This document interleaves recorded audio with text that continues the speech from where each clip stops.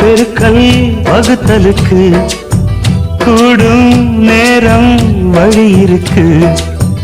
இருக்கிற நாள இருவரும் சேர்ந்து இணை பிரியாம கழிச்சிட வேணும்.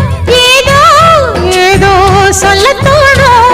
அட உன்னோட உன்னான மூணாகும். அது இப்போதும் எப்போதும் தேனாகும். பள்ளிக்கூடம் போகலாமா, அதுக்கு புத்தகத்தை வாங்கலாமா? எல்லோருக்கும் நல்ல பாடம் சொல்லாமலே புரியும் பாடம்.